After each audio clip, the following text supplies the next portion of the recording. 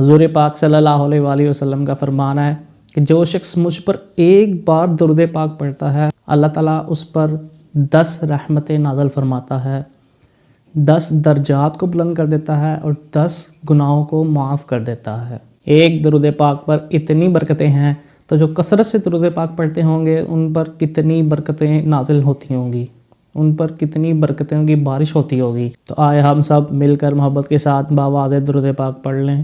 صلو علی الحبیب صلی اللہ تعالی علی محمد صلی اللہ علیہ وآلہ وسلم۔ آج جو ہمارے بیان کا موضوع ہے وہ یہ ہے کہ رمضان کا استقبال کیسے کیا جائے، رمضان کی پریپریشن کیسے کی جائے، رمضان کی تیاری کیسے کی جائے۔ دیکھیں کہ جب کوئی آپ کے گھر مہمان آتا ہے تو آپ کیسی تیاری کرتے ہیں۔ جتنا اچھا مہمان ہوگا تو اتنی اچھی تیاری کریں گے آپ، اور جیسا مہمان ویسی تیاری۔ جن کے لیے دل میں زیادہ محبت ہوگی ان کے لیے ہم اچھی تیاری کریں گے کہ ایسا مہمان جو ہمیں بخشوانے آ رہا ہو، ایسا مہمان جو ہماری مغفرت کروانے آ رہا ہو، تو ہمیں اس کی کس طرح تیاری کرنی چاہیے، کتنی اچھی تیاری کرنی چاہیے۔ رمضان اللہ تعالیٰ کا احسان ہے۔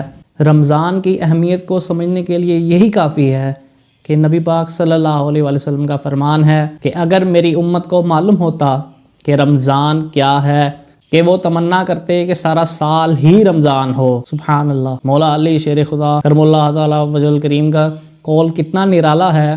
آپ فرماتے ہیں کہ اس امت کو عذاب دینا ہوتا، اس امت کو رمضان اور سورۃ اخلاص نہ عطا فرماتا۔ اس کا مطلب کیا ہوا کہ یہ ہمیں بخشوانے، عذاب سے بچانے اور رحمتیں نازل فرمانے کے لیے آ رہا ہے۔ جس علاقے، جس شہر، جس دکاندار پر ہمیں ڈسکاؤنٹ ہو رہا ہوتا ہے، فائدہ حاصل ہو رہا ہوتا ہے، ہم وہاں پہ پہنچ جاتے ہیں۔ رمضان ایک ایسی اسکیم ہے کہ فرض کا ثواب 70 گنا کر دیا جاتا ہے، نفل کا ثواب فرض کے برابر کر دیا جاتا ہے، شیطان کو بند کر دیا جاتا ہے اور جنت کے دروازے کھول دیے جاتے ہیں۔ روزہ دار کے منہ سے جو سمیل آ رہی ہوتی ہے، جو ہم کہتے ہیں کہ ہم سارا دن مسواک یا برش نہیں کر سکتے، سنیے یہ اللہ کے نزدیک مشک کی خوشبو سے بھی زیادہ بہتر ہوتی ہے۔ ہر سجدے پر 1500 نیکیاں کر دی جاتی ہیں۔ اتنی نیکیاں، پھر وہ کتنا بد نصیب ہے کہ جو رمضان میں بھی اللہ تعالیٰ کی عبادت نہ کرے، رمضان میں بھی اللہ تعالیٰ کو راضی نہ کر سکے۔ روزانہ افطار کے وقت 10,000 لوگوں کو بخش دیا جاتا ہے۔ رمضان میں جب جمعہ آتا ہے تو جمعے کے ہر لمحے 10,000 لوگوں کو بخش دیا جاتا ہے۔ تو کروڑوں اربوں لوگوں کی گویا بخشش رمضان میں ہونی ہے، تو پھر ہمیں اس کی کیسی تیاری کرنی چاہیے۔ یہاں ایک اور بہت امپورٹنٹ بات ہے کہ ایک تو ہمیں رمضان میں نیکیاں کرنی ہے، اور دوسرا یہ کہ ہمیں گناہوں سے بھی بچنا ہے، کیونکہ ہماری عادتیں تو ساتھ ہی بندھی ہوئی ہیں نا۔ شیطان تو بند ہے لیکن ہماری اپنی عادتیں، ان کا کیا ہم کریں گے؟ حرام سننے کی عادت ہے، حرام دیکھنے کی عادت ہے، حرام بولنے کی عادت ہے، گالیاں دینے کی عادت ہے، کینہ، جھوٹ بولنے کی عادت ہے۔ ایسا تو نہیں ہوگا کہ رمضان آتے ہی سارے ہمارے سوئچ آف ہو جائیں گے، سب کچھ ہم بند کر دیں گے؟ وہ تو ہم ساتھ ساتھ کرتے رہیں گے نا۔ وہ ایسا ہی ہے کہ جیسے مسجد میں گناہ کر رہے ہیں تو مسجد میں گناہ کریں گے، جب سوچیں گے تو کتنا گناہ ہو جائے گا۔ جب آتا ہے تو ہم رمضان میں گناہ کرتے ہیں تو اس کی سزا بھی بہت زیادہ ملتی ہے۔ پچھلے رمضان میں کتنے لوگ تھے جو اس رمضان میں نہیں ہیں؟ پہلے تو ہم یہ دعا کرتے ہیں کہ اللہ پاک یہ رمضان بھی ہمیں عطا فرمائے۔ زندگی کا کیا بھروسہ، دنیا کی کیفیت ہی ایسی ہے کہ 1 منٹ کا، 1 سیکنڈ کا پتہ نہیں ہے کہ کب موت آ جائے۔ اپنی بری عادتوں کو ختم کر دیں اور اچھی عادتیں اپنائیں۔ نماز پڑھیں، اللہ تعالیٰ کا ذکر کریں، کینہ کو دل سے نکال دیں، غیبت کرنا چھوڑ دیں۔ لیکن ہمارے ہاں تو کچھ اور ہی پلان چل رہے ہوتے ہیں کہ یہاں سے سامان خرید لو، رمضان میں مہنگا ہو جائے گا، کپڑے خرید لو، مہنگے ہو جائیں گے۔ جب رمضان شروع ہو جائے گا تو یہ روڈوں پہ کیا بورڈ لگے ہوں گے؟ افطار آفر، سحری آفر۔ رمضان آیا اس کا مطلب کھانے پینے کا ٹائم آ گیا۔ کئی لوگ ایسے دیکھے ہیں جن کا رمضان میں وزن بڑھ جاتا ہے۔ رمضان میں کیسے وزن بڑھ گیا؟ کیونکہ سحری میں زیادہ کھایا، سارا دن بھوکا رہنا ہے۔ افطاری میں زیادہ کھا لیا کیونکہ سارا دن بھوکے رہے، پھر لوگوں کے پیٹ کی پرابلم، کسی گلے کی پرابلم۔ یہ 7-8 دن رمضان گزر جائیں گے، پھر دیکھ لینا مسجدوں میں، تراویحوں میں کتنا کو رش ہو جائے گا، بالکل ہی ختم ہو جائے گا۔ لوگ آئیں گے نہیں تراویح پڑھنے کے لیے۔ شروع میں آتے ہیں، لوگوں کو جذبہ ہوتا ہے کہ جی رمضان آ گیا، ہم نے نمازیں پڑھنی ہیں۔ آہستہ آہستہ نمازی کم ہوتے جاتے ہیں، تراویحوں میں لوگ کم ہوتے جاتے ہیں کہ رمضان کھانے پینے کے لیے آیا۔ ساری زندگی کھاؤ نا، کس نے منع کی ہے؟ میں یہ سوچتا ہوں کہ یہ کیوں نہیں لکھا ہوتا کہ تراویح آفر، دعا آفر ہیں؟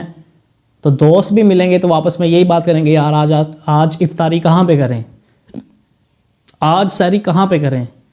یہ کیوں نہیں کہہ رہے ہوتے کہ آج کدھر تلاوت کرنی ہے، کدھر نفل پڑھنی ہے، کدھر نماز پڑھنی ہے، کدھر قرآن پڑھنا ہے، کدھر مل کر دعائیں کرنی ہے. کیوں رمضان کو ہم اس طرح گزارتے ہیں؟ رمضان میں گناہ نہ کرنا اللہ کے غضب کو دعوت دینے والی بات ہوتی ہے. رمضان صرف عبادت میں گزارنا ہے، رمضان صرف نیکیوں میں گزارنا ہے. اور وہ کیسے گزرے گا کہ ابھی سے اس کے لیے وہ سارے گناہوں کے دروازے بند کرنے ہوں گے جو ہم کرتے ہیں. مجھے وہ دوست نہیں چاہیے جو گناہ کی طرف لے کے جاتے ہیں، مجھے وہ چیز نہیں سننی ہے جو گناہ کی طرف لے کے جاتی ہے، مجھے وہ چیز نہیں دیکھنی ہے جو ہمیں گناہ کی طرف لے کے جاتی ہے. ورنہ ایسا نہ ہو کہ رمضان آئے اور کروڑوں بخشے جائیں اور ہم محروم رہ جائیں. حضور پاک صلی اللہ علیہ وآلہ وسلم کا فرمان ہے کہ جس نے رمضان میں عمرہ کیا گویا وہ ایسا ہے جس نے میرے ساتھ حج کیا. سبحان اللہ. مگر سنبھل کے قدم رکھنا، کہیں ایسا نہ ہو کہ وہ سارا ضائع ہو جائے. وہ ایسے ہے کہ ہم سمجھ نہیں رہے کیونکہ ہماری عادت ہے نا بری، ہمیں جھوٹ بولنے کی عادت ہے، دل میں بغض رکھنے کی عادت ہے. وہ اگر ہم ساتھ وہاں لے کر جائیں گے تو ہمیں تو کوئی فائدہ نہیں ہوگا عمرے کا. ایسا تھوڑی ہوگا کہ فلائٹ اٹھتے ہی سارے برے کام ہمیں پیچھے چھوڑ دیے جائیں گے. وہ تو ہمارے ساتھ جائیں گے نا. جھوٹ بولنا، موبائلوں میں غلط پیج لائک کیے ہوئے ہیں وہ تو ہمارے ساتھ ہی جائیں گے نا. اگر ایک گناہ بھی وہاں ہو گیا نا تو 1,00,000 کے برابر ہوگا وہ بھی. اس سے بہتر ہے کہ نہ جاؤ. اگر تم گناہ سے باز نہیں رہ سکتے تو کیا فائدہ ہے پھر وہاں پہ جانے کا. حج فرض کی الگ بات ہے، نفلی عبادت کے لیے بھی جا رہے ہیں اور ادھر بھی گناہ کر رہے ہیں. بالکل ایسے ہی رمضان آ رہا ہے.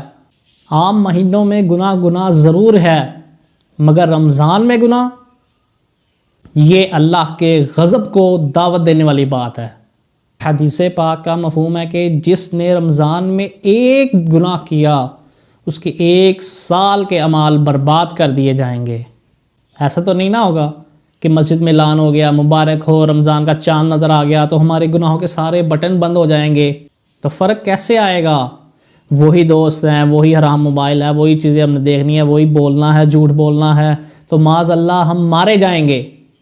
یاد ہے کہ حضور پاک صلی اللہ علیہ وسلم نے ایک دعا پر آمین کہی تھی کہ یا اللہ جو رمضان کو پالے اور وہ اپنی مغفرت نہ کر سکے وہ ہلاک و برباد ہو جائے. جبریل امین نے دعا کی اور آپ صلی اللہ علیہ وسلم نے آمین کہا. ہم یہ دیکھتے ہیں کہ بڑی گرمی ہے، بڑی سردی ہے، کاروبار کرنا ہے، روزے چھڑوا دیتا ہے. پہلے ہم کبھی کبھی سنتے تھے کہ فلاں نے روزہ نہیں رکھا، لیکن آج کل یہ عام ہو چکا ہے کہ لوگ روزہ نہیں رکھتے. اب بتانے والے بتاتے ہیں کہ بہت بڑی تعداد میں لوگ اب روزے نہیں رکھ رہے ہیں. ایک روزہ چھوڑنے کی سزا پتہ ہے آپ کو کہ 9,00,000 برس جہنم کی آگ میں جلایا جائے گا. نبی پاک صلی اللہ علیہ وآلہ وسلم رمضان کیسے گزارتے تھے؟ ایک رول ماڈل اس مسلمان کے لیے اس سے زیادہ اور کیا ہو سکتا ہے کہ رمضان میں ریاکہ کیسے گزارتے تھے. مختلف احادیث کی جو خلاصہ ہے وہ یہ ہے کہ نبی پاک صلی اللہ علیہ وآلہ وسلم عبادت میں کمر بستہ ہو جاتے، بستر پر کم تشریف لاتے. بی عائشہ فرماتی ہیں کہ نبی پاک صلی اللہ علیہ وسلم کا چہرے کا رنگ سرخ ہو جاتا تھا. کیوں؟ آپ رات بھر عبادت میں گزارتے، گڑگڑاتے. میرے آقا رو رو کر دعاؤں میں رمضان گزارتے تھے. اور یہاں کچھ لوگ ایسے ہیں کہ جن کا وزن ہی بڑھ جاتا ہے رمضان میں. تیاری کر رہے ہیں نا ہم کہ سحری میں کیا پکانا ہے، کون سی آئٹم شارٹ ہے، یہ رمضان کی تیاری کر رہے ہیں ہم. جو بھوک ہوتی ہے نا غربت کا احساس دلاتی ہے، فقیری کا احساس دلاتی ہے، کہ یہ احساس دلاتی ہے کہ بندے کی اوقات کیا ہے، کہ احساس دلاتی ہے کہ غریب کیسے زندگی گزارتا ہے. اور کچھ لوگ وہ ہیں کہ جن کو بھوک نہیں لگتی کیونکہ وہ روزہ رکھ کے سوتے رہتے ہیں. روزے کی حکمت یہ نہیں ہے. یہ راتیں سجدے کرنے کی راتیں ہیں، عبادت کرنے کی راتیں ہیں، التجا کرنے کی راتیں ہیں. ہمیں نمازیں بھی پڑھنی ہیں، تلاوت بھی کرنی ہے، اللہ تعالیٰ کا ذکر بھی کرنا ہے، روزے بھی رکھنے ہیں. اور کم از کم قرآن مجید کو ایک بار تو پڑھیں نا، ترجمے کے ساتھ پڑھیں، پتہ چلے کہ آپ کو ہے کیا اس میں. ہمیں یہ کوشش کرنی چاہیے کہ رمضان میں زیادہ سے زیادہ قرآن مجید کی تلاوت کرے. پورا سال کرنی چاہیے، لیکن رمضان میں جب کہ نیکیاں زیادہ بڑھ جاتی ہیں، نیکیوں کا ثواب 70 گنا ہو جاتا ہے، تو زیادہ سے زیادہ ہمیں نیکیاں کرنی چاہیے، کیونکہ قرآن مجید بھی رمضان میں نازل ہوا، اور سب سے یہ بڑی بات ہے کہ باقی بھی کتابیں آسمانی ہیں، توریت، زبور، انجیل، وہ بھی رمضان میں ہی نازل ہوئی ہیں۔ سبحان اللہ۔ اور رمضان میں زکوٰۃ بھی دینی چاہیے۔ جو آپ کے پاس سونا مال ہے اس کے 2.5% ہے۔ میں آپ کو بتاتا ہوں کہ آپ کے پاس گاڑی ہے اس کے اوپر زکوٰۃ نہیں ہے، آپ کے پاس گھر ہے یا رینٹ پہ دکان ہے اس کے اوپر زکوٰۃ نہیں ہے۔ یہ سارا چیز نکال کے جو آپ کے پاس مال بچتا ہے، پیسہ، سونا چاندی بچتا ہے نا، اس کے اوپر 2.5% ہے۔ اور فرمایا کہ بندہ کہ کھجور جتنا صدقہ دے گا تو وہ صدقہ پہاڑ جتنا بڑا ہو جائے گا۔ اللہ کی راہ میں خرچ کریں، دل کھول کے خرچ کریں۔ آپ چاہتے ہیں کہ یہاں پہ بھی ہمیں ہمارے مال میں اضافہ ہو اور وہاں پہ بھی آخرت میں بھی ہمارے مال میں اضافہ ہو، نیکیاں ملیں، تو اللہ کی راہ میں دل کھول کر خرچ کریں، زکوٰۃ دیں، فطرانہ دیں۔ اور یہ مہینہ بہترین مہینہ ہے سخاوت کرنے کا، کیونکہ نبی پاک صلی اللہ علیہ وسلم دل کھول کے اس مہینے میں سخاوت کیا کرتے تھے۔ غریبوں کی مدد کریں، ایسی مدد کریں کہ لوگوں کے چہرے پر مسکراہٹیں آ جائیں، لوگوں کے دسترخوان اچھے ہو جائیں، ان کے گھروں میں بھی اچھا کھانے کو ہو۔ سب سے بہترین طریقہ یہ ہے کہ آپ اپنے غریب رشتہ داروں کو زکوٰۃ دیں، وہ حق ہے۔ جو پہلے غریب آپ کے رشتہ دار ہیں ان کو زکوٰۃ دیں، ان کا پہلے حق ہے۔ رمضان کی ایسی تیاری کریں، نیکیاں ملیں ہمیں، اپنے دل سے غیبت کو نکال دیں، کینہ کو نکال دیں، جھوٹ بولنا چھوڑ دیں، حرام سننا چھوڑ دیں، حرام دیکھنا چھوڑ دیں، پھر ہی آپ کامیاب ہو سکیں گے۔ اس ماہ میں برکتوں والا مہینہ ہے، یہ رحمتوں والا مہینہ ہے۔ یہ پاک سے دعا ہے کہ جو کچھ سنا اس پہ عمل کرنے کی توفیق عطا فرمائے۔